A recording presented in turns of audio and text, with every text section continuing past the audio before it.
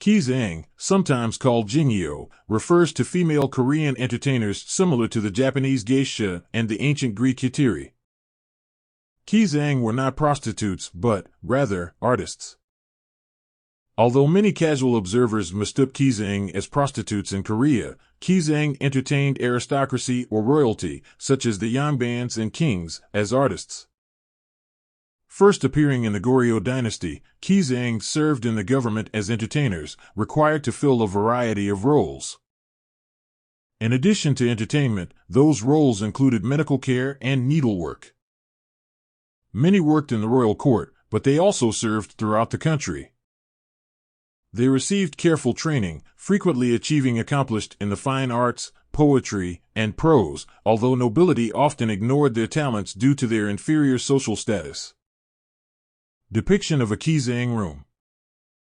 Throughout the Goryeo and Joseon periods, Gisaeng held the status of chanmen, the lowest rank of society. They shared that status with other entertainers, as well as butchers and slaves. Women inherited the Gisaeng status, so the children of a Gisaeng also had chanmen status, and the daughters automatically became Gisaeng as well, beginning in the Goryeo period. The governing offices in each district kept a registry of Gisaeng to ensure thorough oversight. The government followed the same practice as with conscripted slaves. Only a wealthy patron, typically a high government official, could release a Gisaeng from their position if he paid a hefty price to the government. Throughout the Goryeo and Joseon periods, Gisaeng held the status of chanmen, the lowest rank of society. They shared that status with other entertainers, as well as butchers and slaves. Women inherited the Gisaeng status, so the children of a Gisaeng also had chanmen status, and the daughters automatically became Gisaeng as well. Beginning in the Goryeo period, the governing offices in each district kept a registry of Gisaeng to ensure thorough oversight. The government followed the same practice as with conscripted slaves. Only a wealthy patron, typically a high government official, could release a Gisaeng from their position if he paid a hefty price to the government. Many Gisaeng displayed skill in poetry. Numerous seijo composed by Gisaeng have survived. Those often reflect themes of heartache and parting, similar to poems composed by scholars in exile. In addition, Gisaeng composed some of the most famous poems to persuade prominent scholars to spend the night. Indeed, Koreans typically associate the seijo style with Gisaeng women, while women of Yongband status focused on the Gasa form. Gisaeng attached to a local government office went by the name Gwanji, their status carefully differentiated from that of the common slaves also attached to the office. The government officials entered them separately on the census rolls. Although regarded of significantly higher status than slaves, Gisaeng and slaves still both received chanmen rank. Young Gisaeng receiving musical instruction, circa 1910. Women entered the Gisaeng class through various paths. Some, the daughters of Gisaeng, inherited their mother's status. Parents unable to support daughters sold them into Gijiak. Most of these families held the designation of chanmen, but sometimes poor families of higher status sold their children in that fashion. On occasion, even women from the Yongband aristocracy became Gisaeng, usually because they had violated the strict sexual mores of the Joseon period. As skilled workers, the government took an early interest in ensuring correct education for Gisaeng. During the Goryeo dynasty, the government established Gyeobang, or training institutes for palace Gisaeng. During the Joseon dynasty, instruction focused on music and dance. In the three-tiered system of later Joseon, the government established more specialized training schools for Gisaeng of the first tier. The course of study lasted 3 years and covered poetry, dance, music, and art.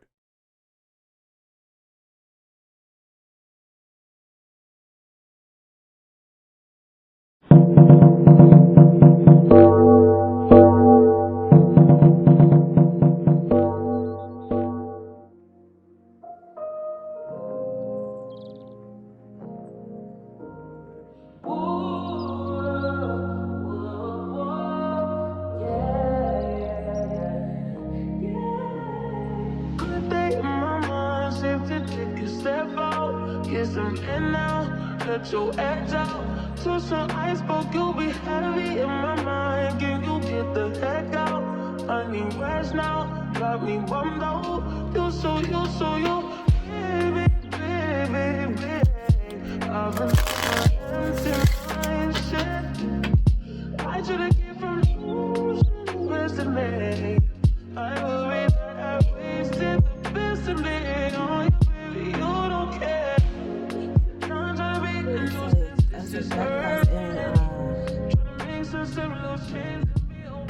Korea or Korean language. I love the box. It's really cute. I love the artwork on the box.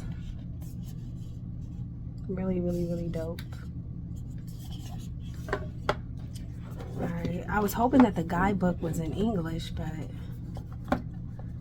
let's see if it is.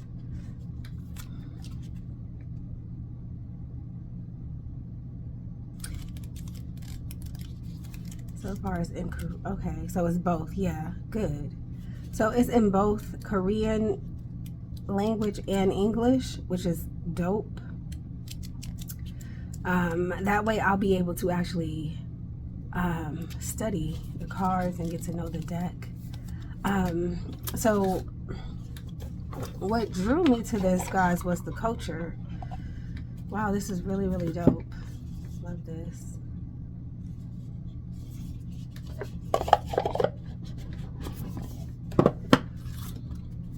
Really, really nice. Very beautiful. I love this pink color. Okay. All right, so let's look at the cards. Let's look at the artwork on the cards. And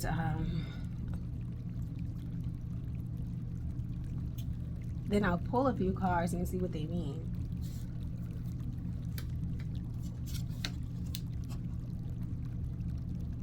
Okay, so this is obviously the character on the cover. Very beautiful artwork. See if I can zoom in.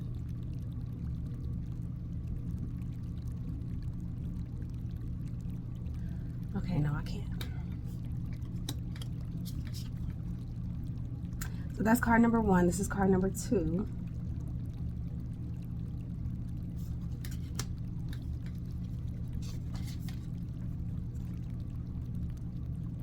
Three. So this is obviously her story. I see the same character.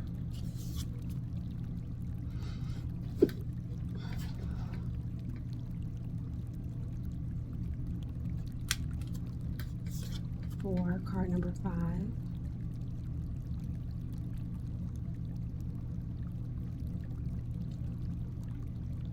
This reminds me of longing.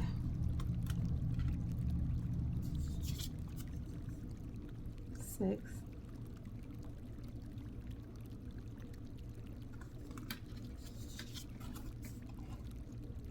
Card number 7.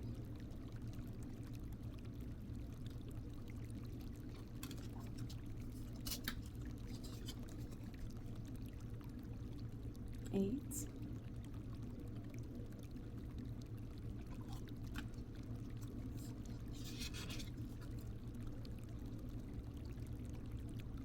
9. It's kind of giving me the 6 of Cups.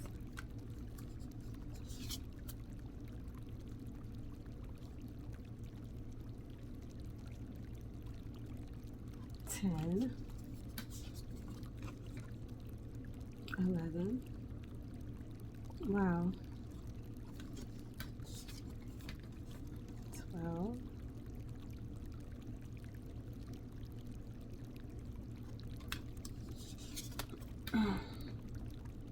13.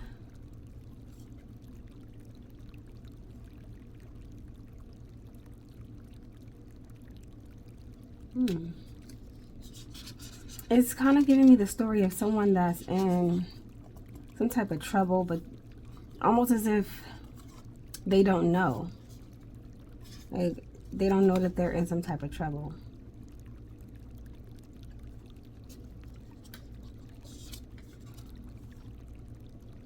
like naivety.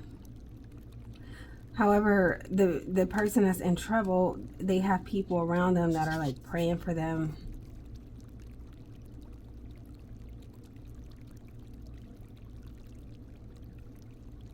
$16, $17,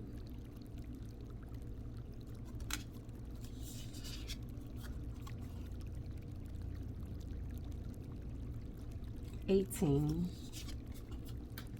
This is 19, 20,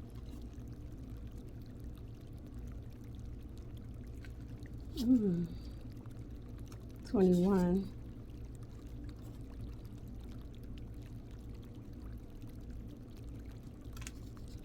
22, 23. Yeah, she looks very sad. 24, 25, 26, 27,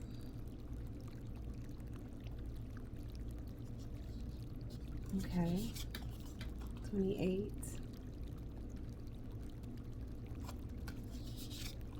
29, 30, 31,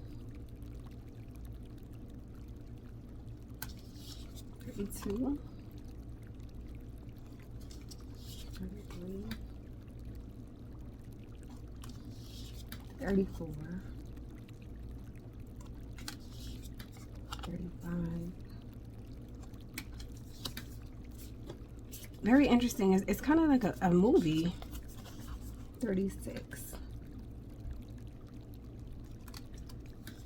37,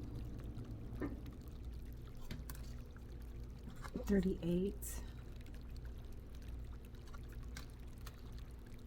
39. Kind of giving me the energy of women who are with men that they don't really want to be with. 40, 41, 42. But then there's this other person that this person is actually in love with. 43, 44, 45. Maybe she cheated on her husband. 46. And she became a slave. 47. Definitely locked her up. 48. 49. And then we have 50.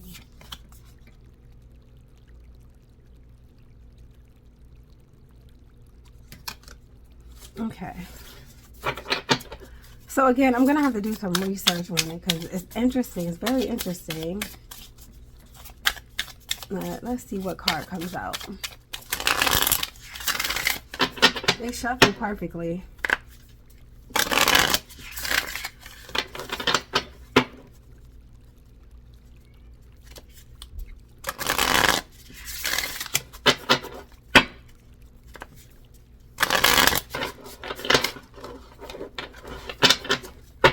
All right, so let's see which card comes out as a message.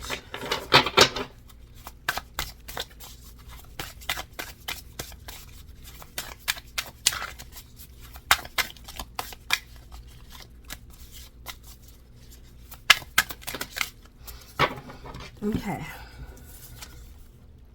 32. I'm getting something about a promise. Like, I'm getting something about two people who want to be together, but they can't be. But they made a promise to each other or something. I'm also getting something about getting something in writing. This is the Gisaeng. Yang early, that J might be silent. Early Joseon period, it says undeniable evidence.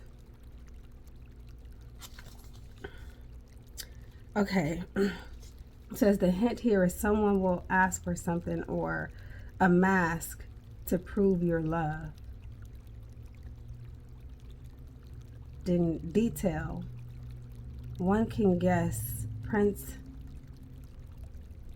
Yang tendencies of appreciating the arts. He might have been destined to live as an artist rather than a king. All right, so this prince is the eldest brother of King Sejong. Said he wants to stay away from alcohol and women and go to Yingan due to see the mountains from then on. King Gisaeng sent a secret message to his governors in each village of Panghan, saying that he would give a great prize if they properly serve his brother. However, the governors had already received Yang Ming's official letter to keep liquor and women away from him, so they were very confused. Then the Sangyeong top Gaijun, Jinyang, made a trick. He approached Prince Yang pretending to be a widow of a poor house nearby, and the prince, who fell in love with Jin Yang in a glance, forgot about his promise. Yeah, like I said, this reminds me of a promise. Wow, he forgot about his promise with himself and was lost. He forgot about his promise to himself and lost himself in love. When it was time for Prince Yang to leave, Jin Yang asked him to write a poem on her skirt so that she could remember him, and he willingly responded. After he returned to Yang, Prince Yang realized that he had been caught in a mischief of his younger brother when he saw the woman wearing a skirt with the poem written on it. Wow, so he was tricked by his own brother. What's at the bottom? Number 12.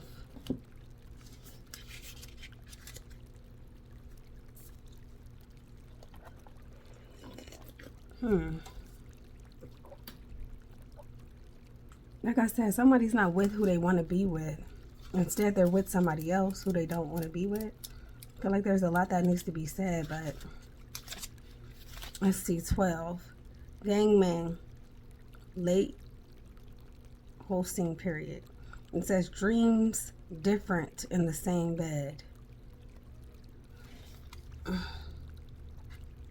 How to apply this card? It says it can be an unobtainable love or a business relationship. This card shows that love between a man and a woman cannot be achieved against her will or against their will. It tells the cold reality of having dream by taking a chance, but nothing really happens.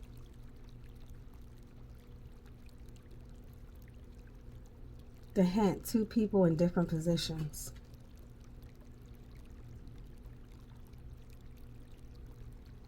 All right, so the story here says, in the late Joseon Dynasty, Hangji, and I know I'm mispronouncing these words, I know. Hangji, a governor of Chongqing-do, stayed in Xiangju for 15 days.